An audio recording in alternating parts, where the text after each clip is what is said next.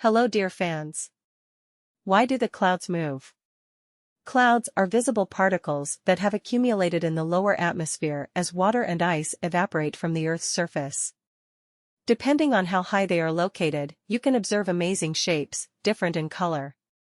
There are several types of clouds, each of which is located at a certain height and has its own distinctive features and characteristics. Observing the clouds, you can determine the weather for several days in advance. Various atmospheric phenomena are associated with the movement of clouds. By their direction, one can judge about the processes that will appear in the surface layer of the atmosphere. Clouds move due to air currents, which differ depending on the height of the atmosphere.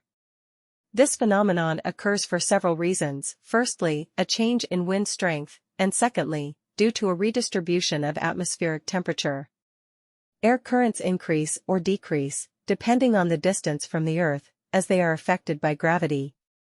The movement of clouds depends on the direction of air currents in the atmosphere. If the wind is very strong in the high layers of the atmosphere, this portends inclement and windy weather on Earth. If the clouds move from the east or north side, it means that the weather will be low wind and clear, but the air temperature will drop. If you observe several types of clouds that move in different directions, this means the approach of a warm front, but with a steady drop in pressure. Prolonged inclement weather with precipitation will come. The approach of inclement weather is influenced, for example, by the speed and direction of the clouds.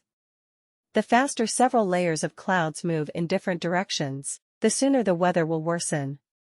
An improvement in the weather is to be expected if small cumulus clouds are observed moving in the same direction as the wind near the ground in the air current. Meteorologists keep track of the clouds and take into account any changes. If they occur in the atmosphere, then experts will point out the consequences of these phenomena. Thanks for watching.